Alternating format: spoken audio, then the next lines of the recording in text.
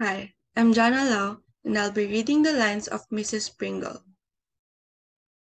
My name is Trevor Gonzalez, and I am a dramatic reader for the project. I will be playing as Miss Pringle. Mrs. Pringle. Hi everyone, I'm Jaslyn Castillo and I'll be playing the role of Mrs. Pringle. And for this group work, I will do her voice. Hello, I am Panji Galarpe and I will be playing the role of Elaine in the dramatic reading. Hi, I am Julian Goy and I will be playing the role of Dunham in the dramatic reading. Good day, I am Mika Hirao and my contributions for this dramatic reading output are script editing and video editing. Hi, I'm Justin Jimeno and I'm the one who's going to be editing the audio for this dramatic reading.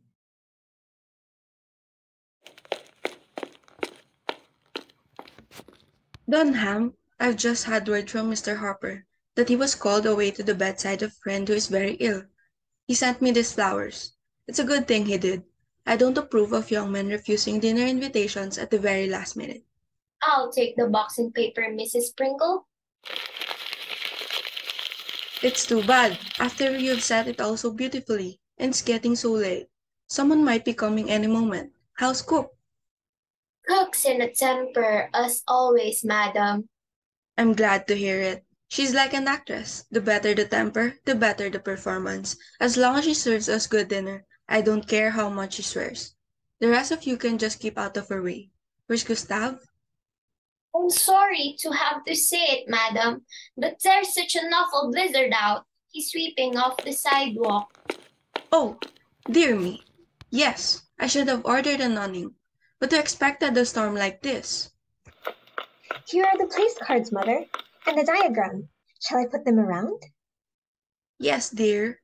Elaine, I'm going up to look after your father. He's so helpless about his ties. Remove one plate, Dunham. Remove one plate, madam. Oh, madam, it is a certainty you wouldn't sit down with 13.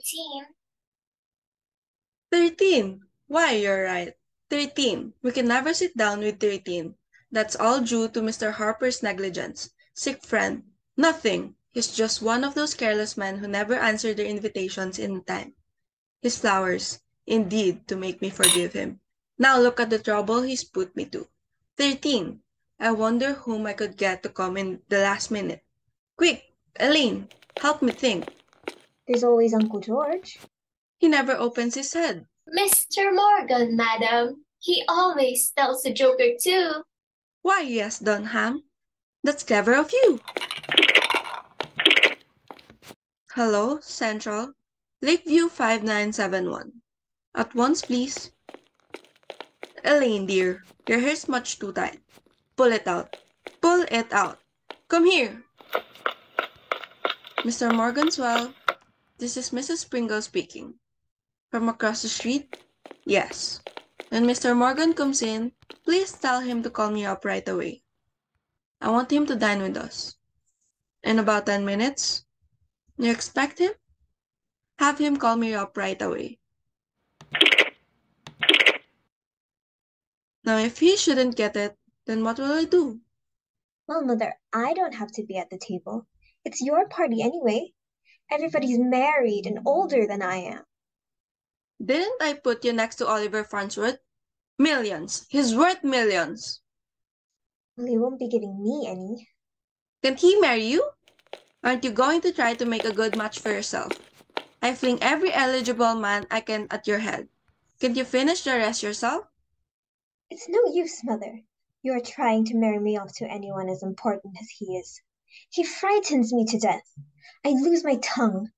I'm as afraid of him as I'd be afraid of the Prince of Wales. The Prince of Wales. Oh, what wouldn't I give to have the Prince of Wales in my house? New York has lost its heart to him.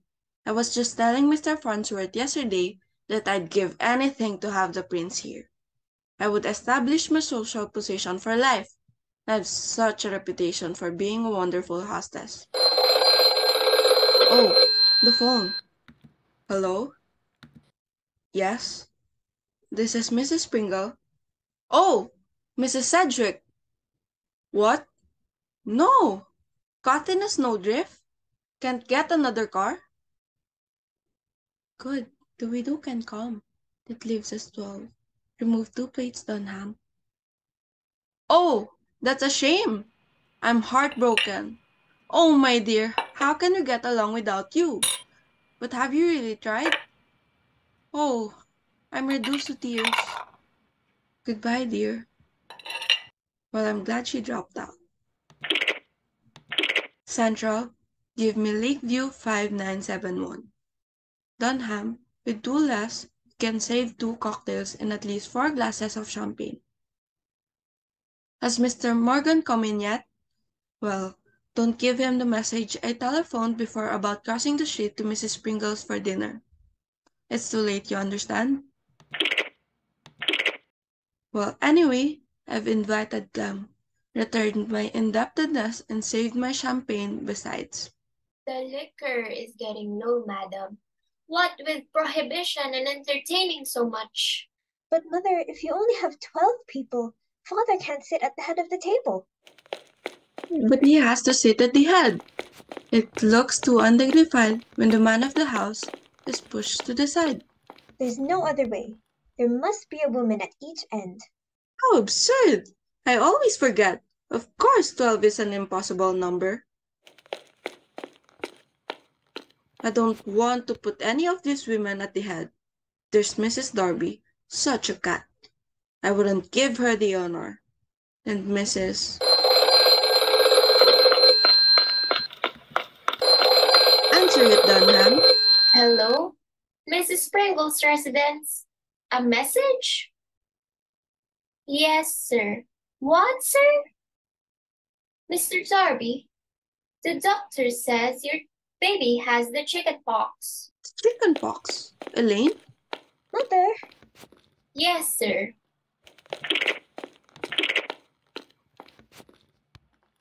Mr. Darby sends his apologies, but owing to the transmissibility of the disease, Mr. and Mrs. Darby feel obliged to regret, and also their house guests, Mr. and Mrs. Fleetwood. That's 4 out. then you're only 8. Quick, the plate's Dunham. Don't we know someone to invite the last minute? The Hatwoods? Well, they don't serve drinks when they entertain. I can't afford to invite them to drink mine. The Greens? But she's not interesting enough. Mr. Conley? He never makes a dinner call, even after all the times I've invited him. Hester Longley?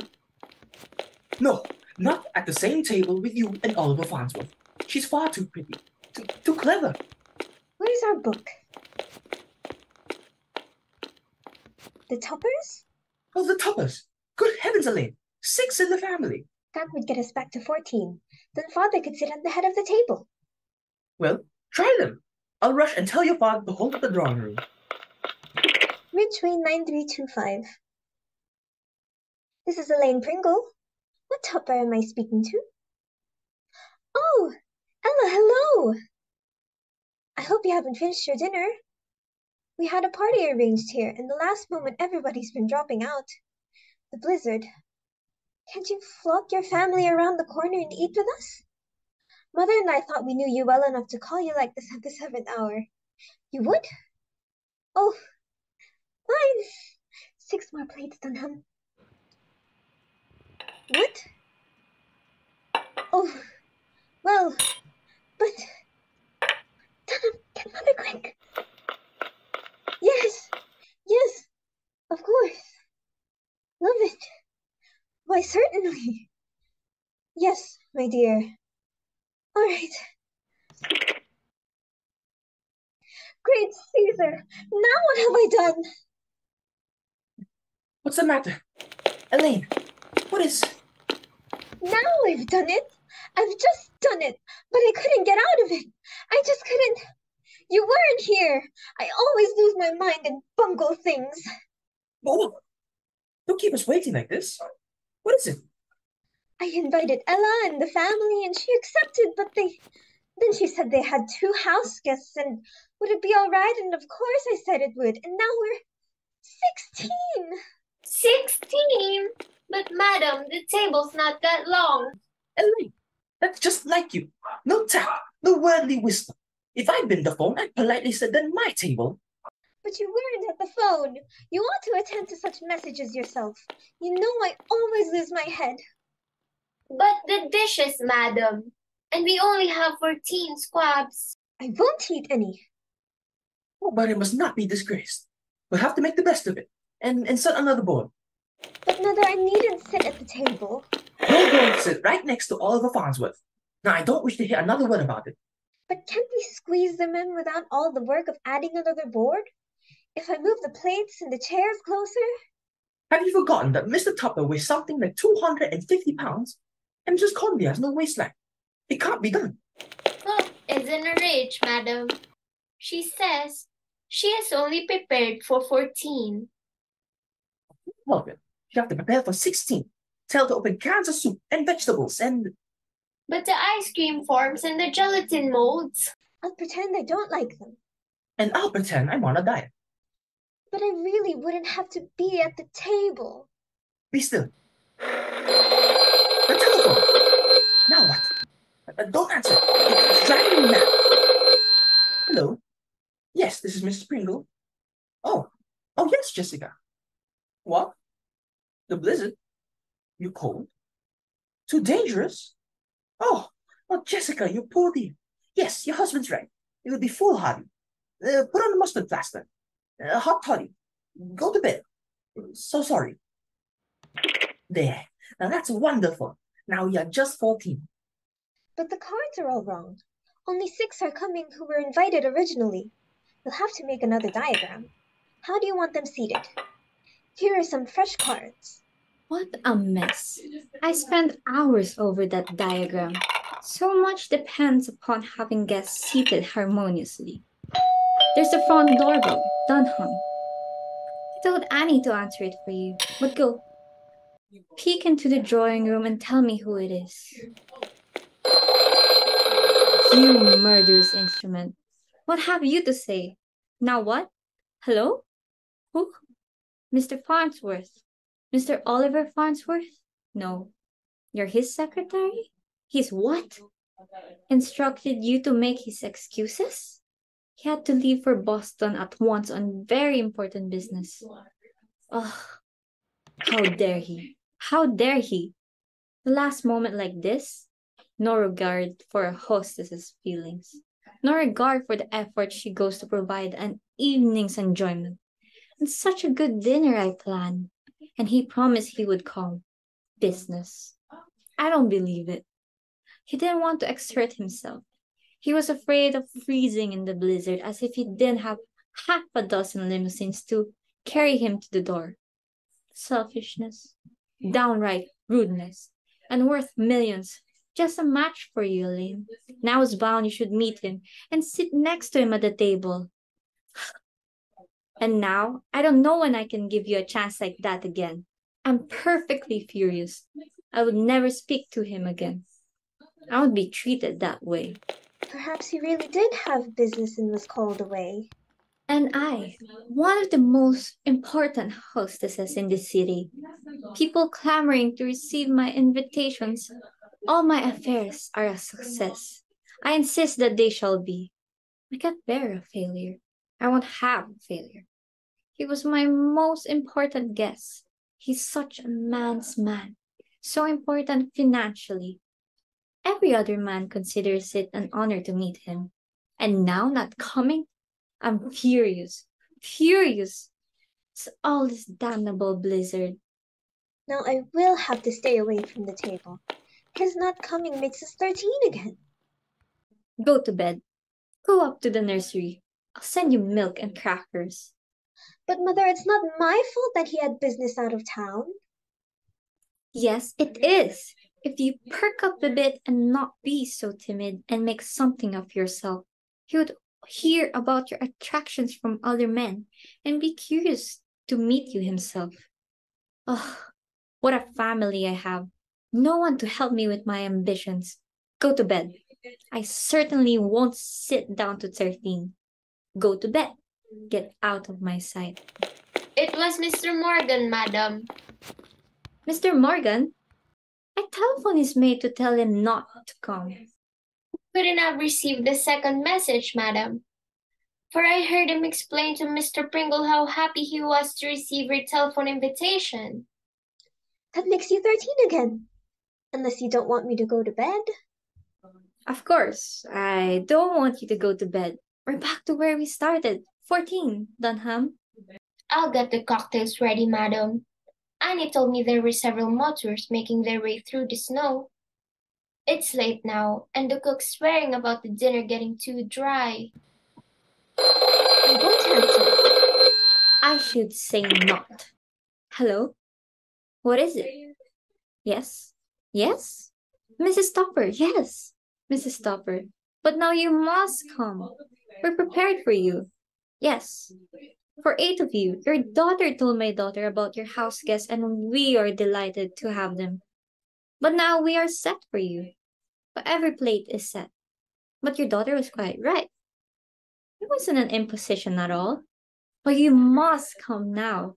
Of course, my daughter had the authority to invite the guest of, well, 8 isn't at all a big number. There is room. The table is all set. But I beg of you. But my dear, you're not imposing. Oh, but how foolish of you to take that stand. Why, my dear? Dear. Now, what do you think of that? Mrs. Topper is perfectly furious at Ella for telling you about the house guest, and says Ella has no tact, that nothing would induce her to bring 8 when we invited 6. So she's leaving Ella and Henry at home. Only 6 are coming. Remove 2 plates, Dunham. We are 12 after all. But if you leave at 12, Father can't sit at the end. I'll go mad. I'll never entertain again. Never people ought to know whether they're coming or not. But they accept and regret and accept. They drive me wild. This is my last dinner party, my very last fiasco, an utter fiasco, a haphazard crowd, hurried together when I had planned everything so beautifully. I shall seat them. How shall I seat them? If I put Mr. Topper here and Mrs. Conley there, and then Mrs. Topper has to sit next to her husband, and if I want Morgan there, it's impossible. I might as well put their names in a hat and draw them out at random. Never again. I'm through. Through with society, with parties, with friends. I wipe my slate clean. They'll miss my entertainments. They'll wish they had been more considerate. After this, I'm going to live for myself. I'm going to be selfish and hard and unsociable and drink my liquor myself instead of offering it gratis to the whole town. I'm through. Through with men like Oliver Farnsworth. I don't care how rich they are, how influential they are, how important they are. They're nothing without courtesy and consideration. Business, off on the train, nonsense. Didn't want to come, didn't want to meet a sweet, pretty girl, didn't want to marry her. Well, he's not good enough for you. Don't you marry him. Don't you dare marry him. I won't let you marry him. Do you hear? If you tried to elope or anything like that, I'd break it off. Yes, I would. Oliver Farnsworth will never get recognition from me. He is beneath notice. I hate Oliver Farnsworth. A note from Mr. Farnsworth, madam. A note from Mr. Farnsworth? Yes, madam. There are 2 strange gentlemen in the lower hall. They presented this letter. He said he was the secretary. All the other guests are upstairs in the drawing room, madam. I counted 12 in all, including you and Mr. Pringle and Miss Elaine. But the 2 gentlemen downstairs, madam, are waiting for your answer. The one gentleman's face looked very familiar, madam, but I just can't place him, although I'm sure I've seen his face somewhere. Seen his face somewhere? Oh my goodness, Elaine! It's the Prince of Wales! The secretary said you cut off the telephone? or Central disconnected you. He was about to tell you that Mr. Farnsworth knew that the blizzard had prevented His Highness from keeping an engagement way uptown. The Prince of Wales is sitting in my lower hall, waiting for me to ask him to dinner. Then we'll be 13 again. There's the secretary, miss. He is his bodyguard. Certainly. The secretary, Elaine. We shall be 14 at dinner. Serve the cocktails, Dunham. The guests may sit anywhere they choose. I shall bring the prince in with me. But Mother, wasn't it nice of Oliver Farnsworth to send the prince in his place? Didn't I always say that Oliver Farnsworth was the most considerate of men? I think I shall like Mr. Farnsworth. Silly child. It is too late now to like Mr. Farnsworth. It's now time to like the prince. I always manage somehow to be the most successful of hostesses. Thank God for the blizzard.